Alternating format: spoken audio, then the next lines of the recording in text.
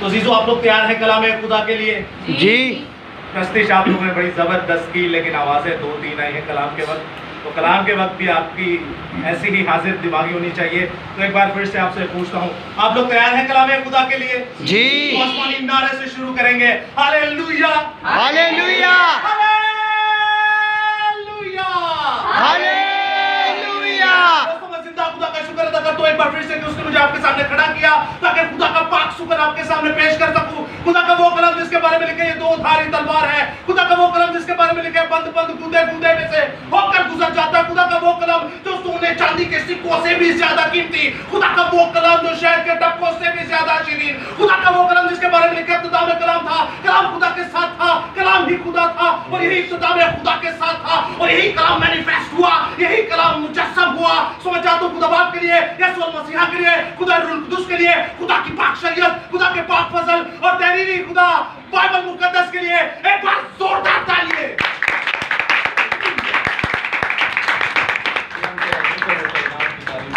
क्योंकि तू ही जिंदा खुदा है और तू ही बरोबर का खालिक और मालिक है। हालेलुया।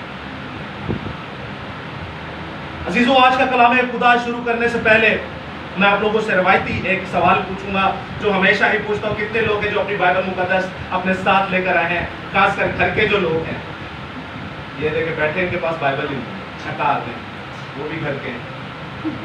ये इबादत पे है। स्कूल जाओ तो बस्ता लेके जाइए ना जी। फौजी जो तो बॉर्डर से जाना है हथियार लेके जाता है ना, तो आप लोग क्या करते हैं? मोबाइल में कुछ कहते सारे कोई एक अपना ना हो सकता है, छोटा एक साइड पे भी हो। तो आप लोग जरा देखें कलाम को। आज का टॉपिक भी है हमारा किताब मुकद्दस ही है, कलाम ही है। लेकिन अजीजों, आज की जो आयत मुकद्दसा है, आज की जो मरकजी अभी रहने दें, सुने, आज की जो मरकजी आयत है वो सुनिएगा गौर से। मुकद्दस याकूब रसूल की मार्फत लिखा गया खुदा का पाक सुखन, खुदा का पाक कलाम, जो कि खुदावंद यीशु मसीह के भाई भी हैं, सगे भाइयों की बात कर रहा हूं। याकूब रसूल का खत,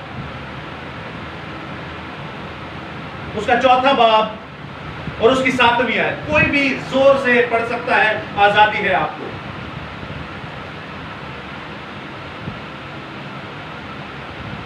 याकूब रसूल का खत, उसका चौथा बाब और उसकी 7वीं आयत। बस खुदा के ताबे हो जाओ और आवाज नहीं आ रही, पीछे नहीं आ रही।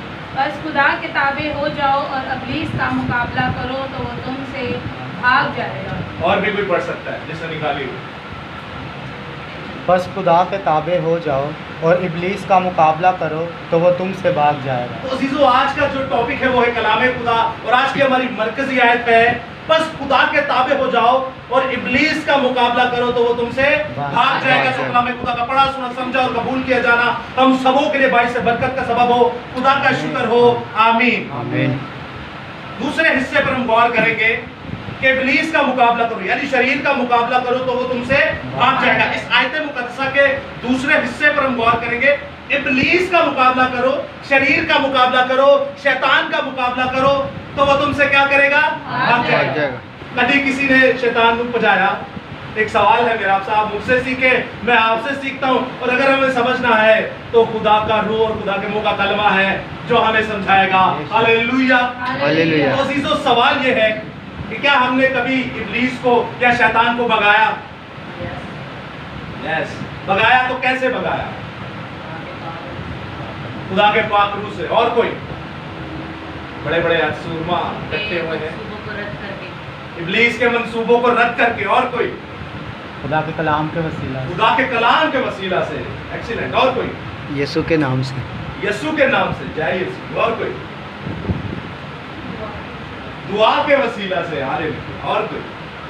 भाई, आप सबों ने सही जवाब दिए। एक बार अपने लिए ही जोरदार तालियां बजाएं। आपने लिए बहुत किया तालियां। तो सुनिएगा जिसको कलाम खुदा को, जिंदा खुदा के। देखें, शैतान इब्लीस है क्या? चले मैं आपसे एक और सवाल पूछता हूं, इससे आपको क्लियर होता जाएगा। क्या समझते हैं आप? शैतान इब्लीस क्या कर सकता है या कितना ताकतवर है? दो सवाल है, आप दोनों के जवाब दे सकते हैं या एक का जवाब दे सकते हैं, उससे दोनों जवाब जो है वो क्लियर हो जाएंगे। शैतान इब्लीस कितना ताकतवर है या वो हमारे साथ क्या कर सकता है? गुमराह, यही उसका काम है और यही वो करता है। आगे जो खुदा सानू वापिस छड़ देगा। उन्हें ये करना है, सानू सिर्फ गुमराह करना है। निहायत ही खतरनाक काम। और मुकाशफा की किताब में ये लफ्ज गुमराह 5 बार आया है कि उसका काम ही है गुमराह करना। और कोई कितना ताकतवर है ये। हम गीत अक्सर गाते हैं, शैतान है पांव के नीचे। कभी अपनी हम जिंदगी पर गौर करें ना, कहने लगता है मेरी शैतान ने पैरा दे चले अपना जब लाइफस्टाइल देखे ना, हालांकि शैतान इब्लीस, डोंट अंडर एस्टिमेट सैटन।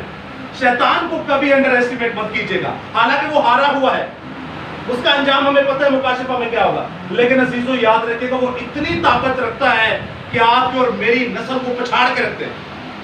शमौन जैसों को वो मान लेता है तो यीशु कहता है मैंने तेरे लिए क्या की, दुआ की। अयूब जैसों को मान लेता है, पौलुस जैसों को मान लेता है, मत्ती जैसों को मान लेता है, अंबिया मुरसलीन को मानता है, अंबिया अकबर को मानता है, अंबिया असगर को मानता है, छोटे नबी रसूलों को मानता है, बड़े नबी रसूलों को मान लेता है, आपको और मुझे भी मांग लेता है। इतना ताकतवर है। और वो कहता है अगर तू मुझे झुककर सिजदा करे तो ये सारी शान शौकत मैं तुझे दे दूंगा, और देता भी है, क्योंकि खुदा ने उसे इख्तियार दिया है। तो कितना ताकतवर हो सकता है। आपका मुकाबला एक निहायत ताकतवर जायंट से है। ऐसा ताकतवर जायंट या ऐसा ताकतवर कोई सूरमा या ऐसा ताकतवर कोई पर्सनैलिटी है जिसे आप होशो हवास में भी इमेजिन नहीं कर सकते। इट मीन्स कि जब आपकी उसके साथ जंग है तो आपके पास भी कुछ ऐसा होना चाहिए कि उसे भगाने के लिए आपके पास हो। मिसाल के तौर पे जब आपका मुकाबला किसी बड़े ताकतवर से हो तो इसका मतलब है आपके साथ कोई ना कोई हथियार होना चाहिए। मिसाल के तौर पे कोई रेछिया, शेर या कुत्ता आए तो आप हाथों से तो नहीं लड़ सकते, कोई दाऊद तो नहीं साढ़े जो, या अभिषे तो नहीं है जो उनके मुंह मारते चले जाए, या सैमसन तो नहीं है। पाकिस्तानी के भी अलग अलग मेयार हैं। मिसाल के तौर पे हम बाहर जाए तो हमें डंडे या सोटे की जरूरत पड़ेगी, तो वो अगर हमारे पास हो तो हम आसानी से उनको गुमराह करके भगा भी सकते हैं, उनका मुकाबला भी कर सकते हैं। अब शैतान इब्लीस के बारे में जो लिखा है, खुदा का कलाम फरमाता है, पहला पत्रस उसका 5 बाब और उसकी 8वीं बाब में के पहला पत्रस 5वां बाब और उसकी 8वीं आयत में कि शैतान इब्लीस गरजने वाले शेरे बब्बर की मानित है, जो आपकी नस्लों को और हमारी नस्लों को क्या करने की, फाड़ने की, उजाड़ने की कुदरत रखता है। मैं आपसे ये कहूंगा कि वो शेरे बब्बर से भी ज्यादा खतरनाक है। तो उसको भगाने के लिए हमारे पास कुछ तो होना चाहिए। फौजी जब जंग पे जाता है उसको पता है मेरा दुश्मन बड़ा है मुझसे, और अगर मैंने अपने दुश्मन से जंग लड़नी है तो इसका मतलब है मेरे पास कुछ ना कुछ हथियार होना चाहिए। आपने कभी, जी बिल्कुल, ईमान का हथियार। अजीजों, आपने कभी सोचा हो, बेशक बेशक, आपने कभी कोई किस्सा सुना हो बाइबल का जिसमें से खुदा ने या उसके रसूलों ने या उसके नबी ने शैतान को भगाया हो?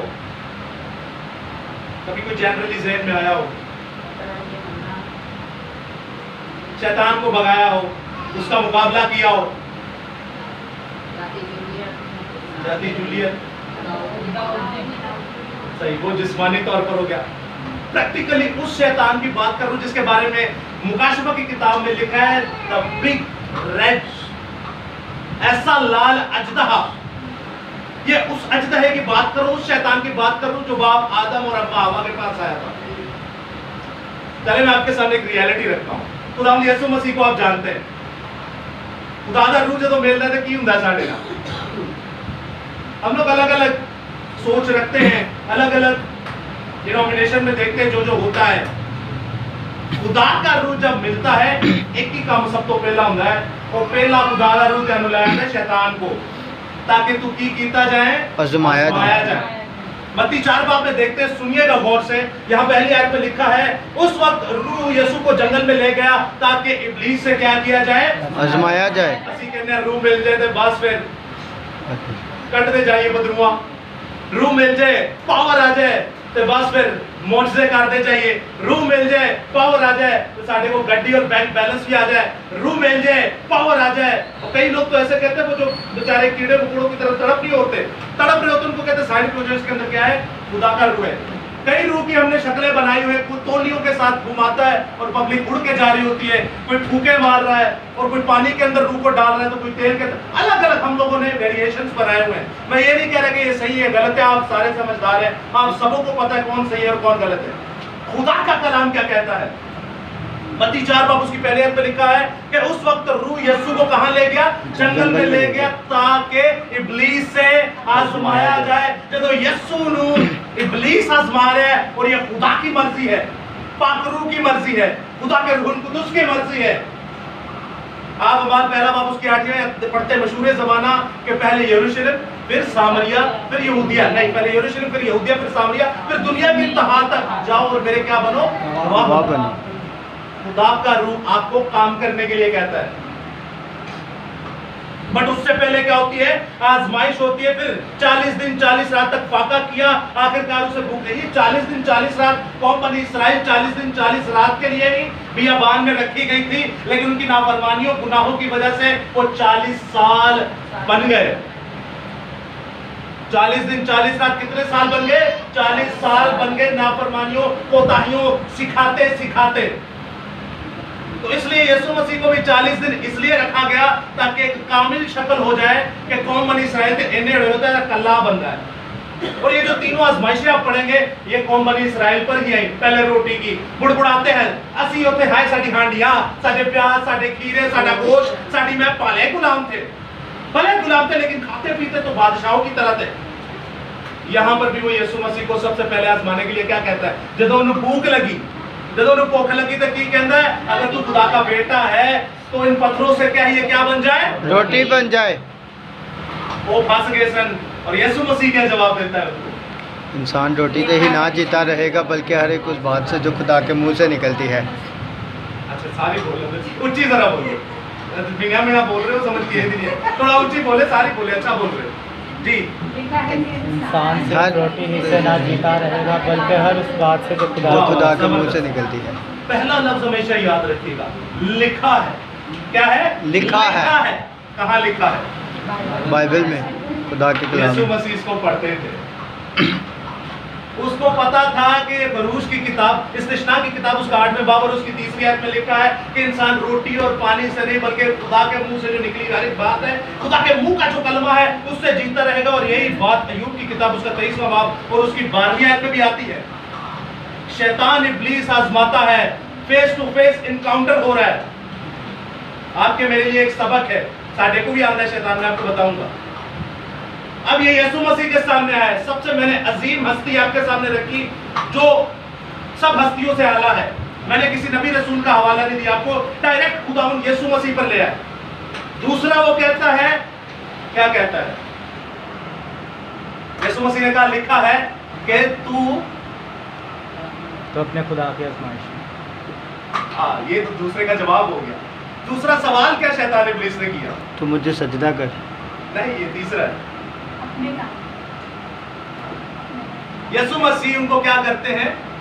शैतान इब्लीस खुदाम यीशु मसीह को यरूशलेम पाक मुकद्दस शहर की हैकल मुकद्दसा के किंकरे पर खड़े करते कहते अपने आप को नीचे फेंक, तेरी बाबत लिखा है। अब वो पता क्या कर रहा है? कहता है ये कह रहा है लिखा है तो मैं भी फिर लिखा हुआ इस्तेमाल करता हूँ। आज आप देखते हैं, मैं एक मिसाल देता हूँ। कई खातमीन कहते हैं बच्चों का बपतिस्मा, कई कहते हैं बड़ों का बपतिस्मा, कई कहते हैं रोज़ी पढ़नी चाहिए, कई कहते हैं नहीं पढ़नी चाहिए, कई कहते हैं मरियम मेले जाना चाहिए, कई कहते हैं नहीं जाना चाहिए, कई कहते हैं सब्बत हफ्ते का है, कई कहते हैं इतवार का है। आपको पता है ये दोनों पार्टीज जो है हवाले बाइबल से ही देते हैं। अब दोनों में से एक सच्चा और एक झूठा है, एक सच्चा है और एक झूठा है। और जो झूठा है उसके बारे में यूहन्ना 8:44 में लिखा है इब्लीस झूठा बल्कि झूठों का बाप है। अब वो जो कह रहा है, चाहे वो खादिम हो, मैं आप कोई भी हो, वो एक तो शैतान है, दूसरा उसका बाप शैतान इब्लीस है। और तीसरा ये आगे लिखा हुआ है कि वो अपनी तरफ से बोलता है। क्या कलाम की तरफ से बोलता है? नहीं, अपनी तरफ से बोलता है। आपने इम्तियाज करना है कौन है। तो वो ज़बूर ही पढ़ रहा है, ज़बूर 91। हम लोग नहीं गाते तद पथराने नल तेरे पैर, ये शैतान इब्लीस यही गा रहा है। शैतान इब्लीस कलाम को इस्तेमाल करता है और इंसान भी जो शैतान इब्लीस के हैं वो भी कलाम को ही इस्तेमाल करते हैं। इसलिए तो इंसान गुमराह हो जाता है। और शैतान का क्या काम है? गुमराह करना। आपको तालीम से जरा सा 19-20 किया, ये नहीं कि बड़ा मैं आपको 19-20 यानी इतना सा भी आपने कलाम की तफसीर को गलत बयान किया, आपने अपने लिए, अपनी नस्लों के लिए और अपनी भेड़ों के लिए मौत का बंदोबस्त कर दिया, और वो भी अबदी का, क्योंकि ये रूह से लिखा गया है और रूह के गुनाह की मुआफी नहीं है। वो रूह को गाला नहीं करता, वो गैर कौम भी नहीं जो रूह को गालियां दे। यीशु मसीह ने कहा है जो रूह के खिलाफ गुनाह करेगा वो मुआफ नहीं है। आपने कभी सुना तो खुदा के रूह को गाली देता? कोई भी नहीं देता। तो फिर वो कौन सा गुनाह है? वो ये है कि इसके लिखे हुए की तफसीर आप गलत बयान करेंगे, इसमें से बढ़ाएंगे या घटाएंगे, उसकी मुआफी बिल्कुल भी नहीं है। तो यीशु मसीह कहते हैं ये भी लिखा है कि तू खुदावंद अपने खुदा की आजमाइश ना कर। 6 बाब उसकी 16 है। इस कलाम में से पढ़कर यीशु मसीह ये भी तो कह सकते कि खुदावंद खुदा की आजमाइश ना कर, लेकिन उन्होंने अजीजों हमारे आपके सामने टिपिकल एक लायत रखी कि लिखा है। कहां लिखा है? इसमें लिखा है, कलाम में लिखा है। यहां से हमें पता चलता है कि खुदावंद यीशु मसीह की मां, खुदावंद यीशु मसीह का बाप और खुदावंद यीशु मसीह खुद इस कलाम खुदा को पढ़ते थे। तीसरी बार आजमाइश क्या होती है कि तू मेरे चौके सिजदा कर, क्या सारी शान और शौकत में